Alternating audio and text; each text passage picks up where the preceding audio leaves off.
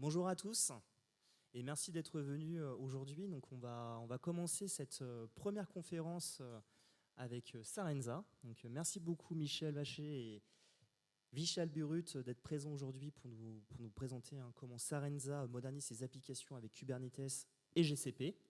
Donc on aura l'occasion d'en discuter tout le long de la journée. Et je vais laisser la main à Vishal. Mais peut-être rapidement, je ne me suis pas présenté, donc je suis Alexandre Le Taïwan. Donc moi, je travaille chez Devoteam JCloud en tant que Sales Account Manager et je suis effectivement le référent de Sarenza sur ces sujets-là. Donc c'est parti. Merci Vishal. Bonjour à toutes et à tous. Merci de nous avoir invités. Alors moi, je suis Vishal Burut, responsable de la production IT chez Sarenza. Tu veux te présenter ? Bonjour, donc moi Michel Vacher, je suis architecte solution à Sarenza aussi. Alors, qui sommes-nous ? On va présenter Sarenza. Alors Sarenza, c'est un pure player dans la chaussure pour hommes, femmes, enfants qui a été créé en 2005 suite au rachat par Monoprix. Il a été créé l'entité Monoprix Online qui regroupe les deux univers, c'est-à-dire les équipes de Sarenza et les équipes de Monoprix.fr qui vont faire tout ce qui est courses, maison et mode. Donc Sarenza, c'est quoi ? Nous vendons dans 23 pays en Europe.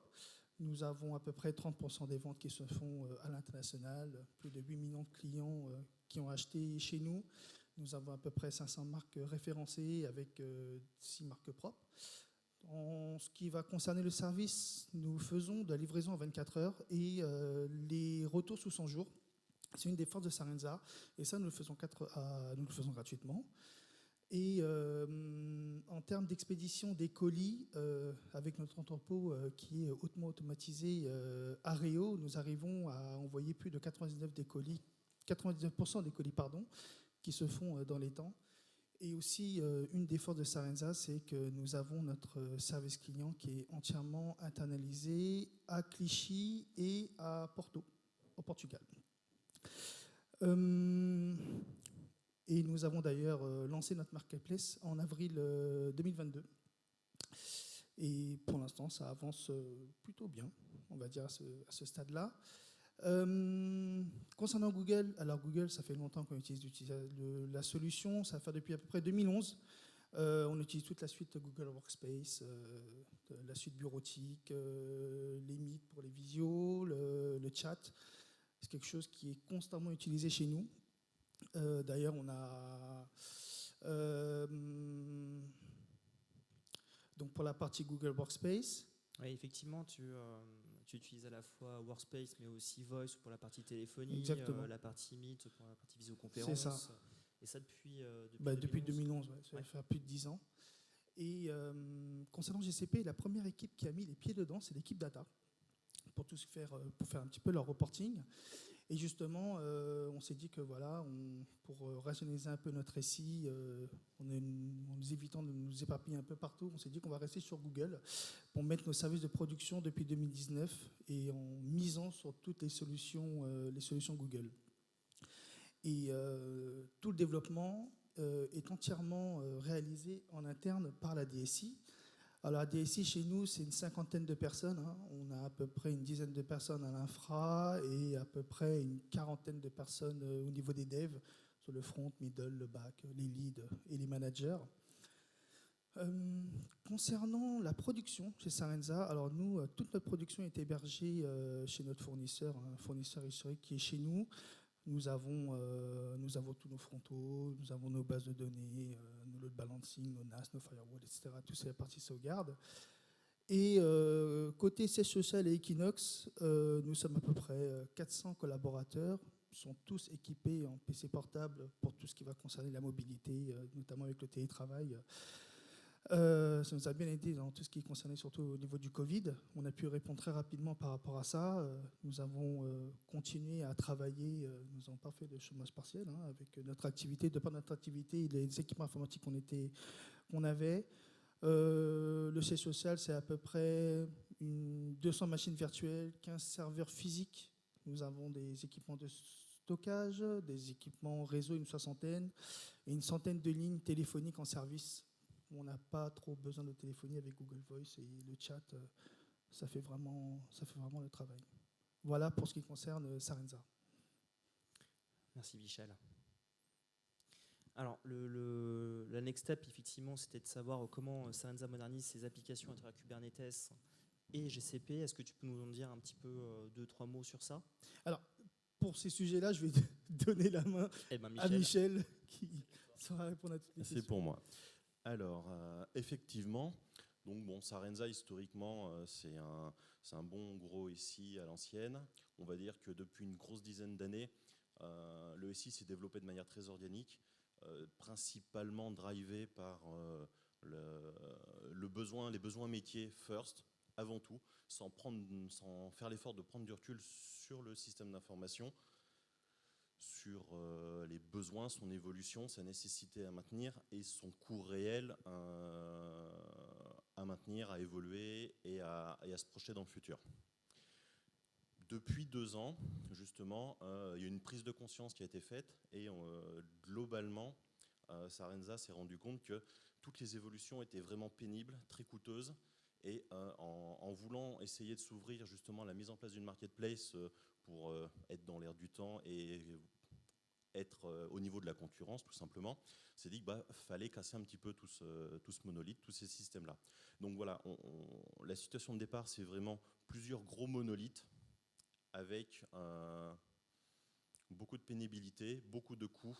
La difficulté aussi qui était inhérente à ça, c'était une difficulté de recrutement, parce que c'est pas très sexy quand on essaye de recruter des ingénieurs de production, des ingénieurs pour le développement, de dire voilà, notre SI, c'est un énorme monolithe avec beaucoup de procédures stockées, donc beaucoup de difficultés. Donc il y a eu cette prise de conscience et on s'est dit on ne peut pas tout couper et repartir comme ça de zéro. Donc il y a eu toute une réflexion et une volonté de rediviser, redécouper un petit peu tous ces monolithes tout en gardant la production bien évidemment active, en gardant tous les systèmes actifs de façon à pouvoir continuer à vivre bien évidemment, ainsi que de limiter les coûts d'évolution de façon pour pouvoir vraiment garder une grosse maîtrise de toute l'évolution. Donc, grosso modo, je ne vais pas vous expliquer les avantages un petit peu des microservices par rapport à tout ce qu'il peut y avoir. Donc, bien évidemment, on a des découpages beaucoup plus fins de tous nos systèmes métiers. Au lieu d'avoir juste un gros frontal, un gros middle qui gère un petit peu tout le catalogue, tous les éléments, et un gros back-office qui gère toute la partie paiement, comptabilité ou autre, tout a été redécoupé avec des domaines métiers beaucoup plus petits, beaucoup plus propres. Pardon, je vais me rapprocher un petit peu le micro. Beaucoup plus propre, de façon à maintenir facilement ces applicatifs, les développer beaucoup plus rapidement, avoir une meilleure testabilité aussi. C'est toujours beaucoup plus simple de tester une petite brique avec peu d'entrées et peu de sorties qu'un énorme monolithe où on doit prendre en compte une cinquantaine de variabilisations différentes, toute la combinatoire inhérente, et arriver au résultat attendu. Sachant qu'évidemment, ça faisait partie des points de pénibilité et de souffrance de toutes les équipes, en fait. On ne va pas se leurrer. Donc, pour ça, évidemment, tout a été découpé. Ça nous a permis, effectivement, de réagir beaucoup plus vite. On est monté progressivement en puissance au fil des 2 dernières années, en passant de certains domaines un peu critiques sur cette nouvelle plateforme orientée microservices et événements, parce qu'on est passé sur un système événementiel. Je ne vais pas trop aller dans les détails non plus. Derrière, ça, comme Michel l'a dit, la DSI reste une petite équipe, une cinquantaine de personnes, avec un cinquième orienté production et on va dire 3 cinquièmes orienté dev et un cinquième après tout ce qui est management, QA et équivalent. Donc on a eu un énorme besoin d'industrialiser et d'automatiser une grande partie de tout ce qui est infrastructure, CI, déploiement, testabilité aussi. Parce que un des inconvénients du microservice, c'est que autant un monolithe, c'est facile à déployer, c'est facile à structurer, parce qu'il y a un seul élément, donc c'est facile entre guillemets, à scale up, parce qu'on met juste plus de serveurs avec une application. On passe à quelque chose de beaucoup plus granulaire, beaucoup plus fin, où justement, tout communique les uns avec les autres. Il faut savoir un petit peu ce qui se passe. Il faut avoir une plus grande maîtrise, une plus grande vision de tout ce qui se passe à l'intérieur du système et automatiser l'intégralité pour éviter de passer des jours et des jours à faire des déploiements ou à faire des tests. Voilà, sachant aussi un des besoins, bon effectivement comme je le disais, ça rend un peu plus sexy un petit peu le recrutement. C'est toujours plus sympa quand on dit aux développeurs, aux ingénieurs de production, venez, on a une nouvelle plateforme qui est basée sur du microservice, sur du Kubernetes, sur ce genre d'éléments. Ça nous a facilité le recrutement aussi. Ça a aussi nécessité une conduite du changement au sein de la DSI, dans le sens où, bon, c'est vrai que les devs, il y a eu un renouvellement, mais surtout au niveau de tout ce qui est gestion de projet, gestion de produits, on ne conçoit pas de la même façon un monolithe et un ensemble de microservices. Donc voilà, on a eu tout un énorme travail à ce niveau-là, et ça fait 2 ans maintenant à peu près. On a réussi dernièrement à livrer en avril la nouvelle marketplace. Je sais, c'est très à la mode en ce moment, entièrement sur cette nouvelle plateforme, tout en restant connecté avec une grosse partie de notre legacy. Forcément, parce qu'il y a des systèmes de comptabilité qui n'ont pas encore été migrés, qui le seront d'ici les prochaines années. Donc voilà, c'est vraiment le but de pouvoir garder la maîtrise de l'évolution. On peut passer à la suivante, à la limite. Merci. Voilà. Après, c'est bien de passer à des microservices, mais après, comment on les gère? Parce que plein de microservices sur plein de serveurs différents, c'est compliqué. Donc, on s'est axé vers la solution du marché actuel, celle qui permet la plus grande automatisation et la plus grande maîtrise d'une plateforme microservice. Donc, on est passé sur du Kubernetes. Donc, le Kubernetes, c'est super cool. C'est compliqué à maintenir si jamais on doit le maintenir par nous-mêmes. Ça nécessite surtout, par exemple, nous jouons au hasard notre cluster de production.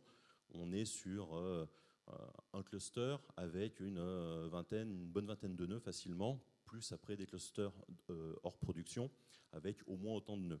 Donc, à maintenir, à garantir la sécurité, maintenir un petit peu, faire toutes les opérations de maintenance, d'évolution, entièrement en interne, c'est compliqué, ça prend beaucoup de temps et de ressources.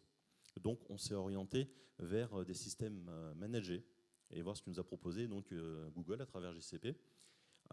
Donc, on est passé sur le système GKE, qui n'est plus ni moins qu'un Kubernetes repackagé, intégré à GCP, ainsi qu'à divers services managés GCP.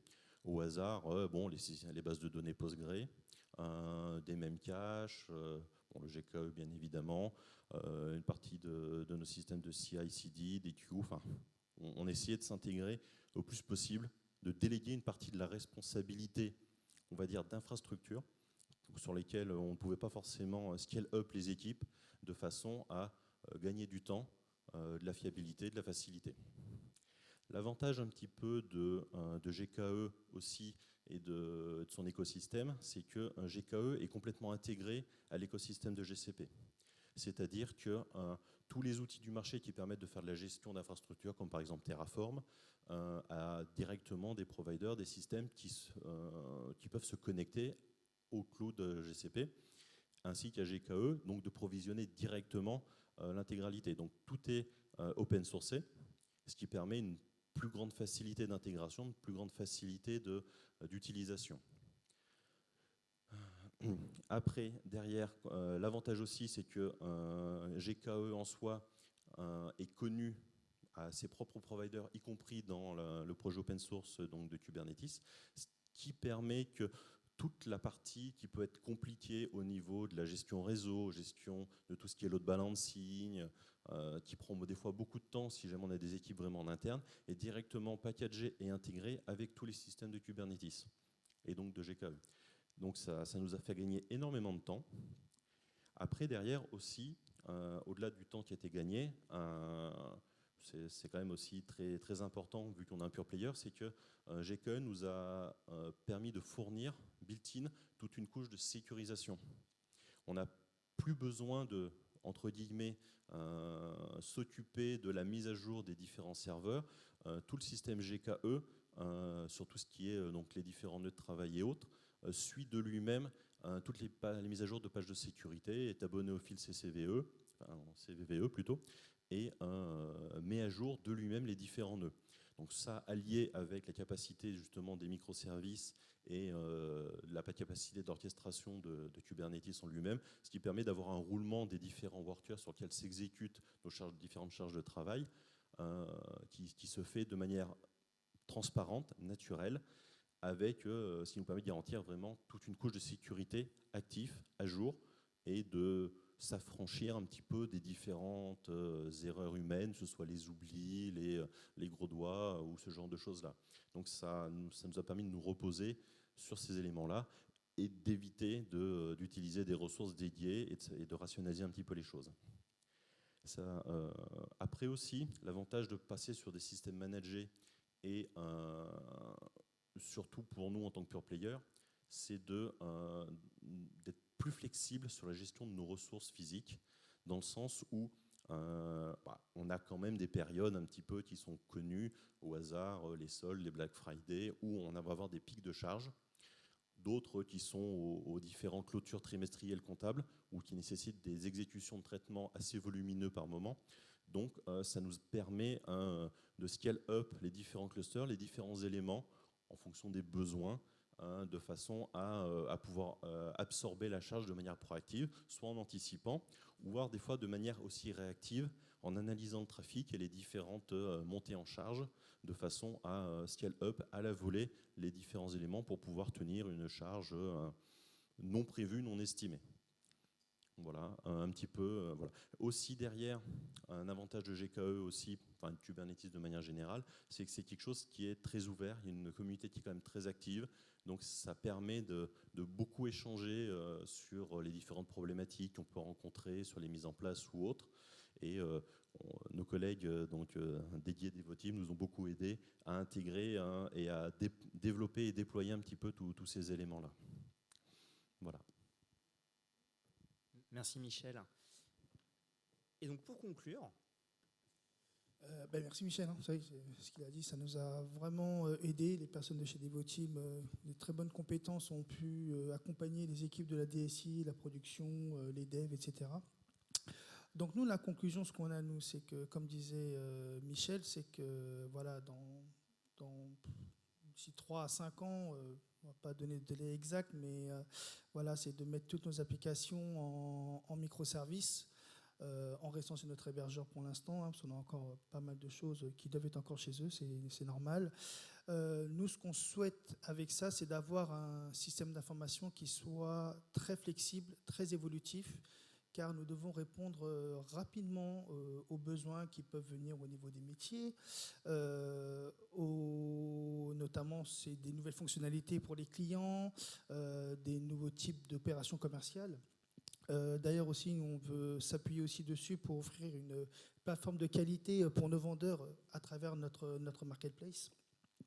Et tout ça, c'est pour apporter à nos clients de l'innovation, une expérience client personnalisée avec de plus en plus d'offres, de plus en plus de produits, et être très réactif au vu du marché qui évolue très très vite. Et c'est vrai qu'avec GCP et toutes les fonctionnalités qu'il y a, ça nous permettra d'atteindre ces objectifs. Voilà, donc globalement, nous sommes satisfaits d'être sur du GCP, être accompagné avec tes équipes. Merci. Voilà pour nous. Eh ben, merci beaucoup Michel et Michel pour ce point. Est-ce que vous avez des questions? Peut-être? Oui? Bougez pas, j'arrive à vous. Bonjour, merci pour cet exposé. Louis Nogès, éditeur de Wizivision. J'ai une question. Vous avez parlé d'hébergeurs. Pourquoi est-ce que vous n'êtes pas sur GCP en direct?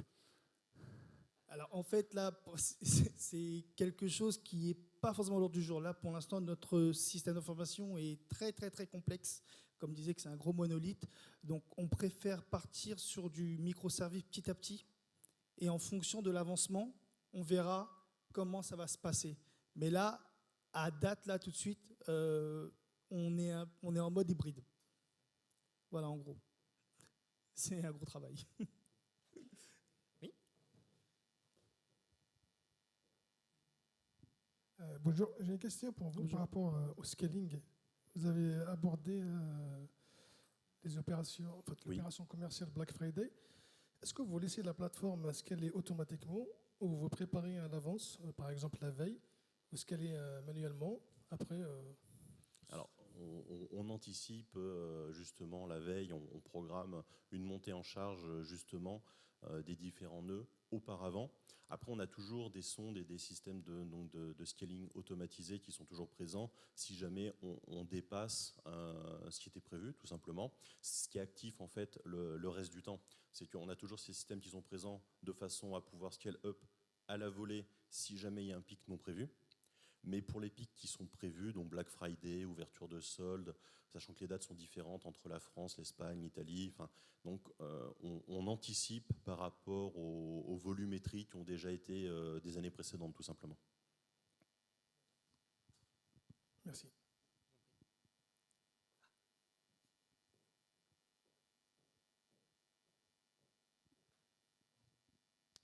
Merci en tout cas pour votre présentation. J'avais une question plus pour savoir comment vous fonctionnez avec les équipes data. Parce que vous parlez de microservices côté tech et du coup je voulais savoir comment ça fonctionnait ce microservice côté data. Alors, avec la data, en fait, alors il y a plusieurs points d'échange. Bon, toute la partie legacy, ils vont directement s'alimenter dans nos bases de données, des réplicas de bases de données. Et sur la partie microservices, en fonction de ce qu'ils ont besoin pour faire des différentes réconciliations, on pousse sur un broker à la mise à jour, par exemple, d'un prix, à la mise à jour d'une commande. On pousse les informations sur un broker qui leur est dédié et ils consomment et ils intègrent à travers un cluster Hadoop ces informations. D'autres questions? On a encore le temps pour une, non? Ah.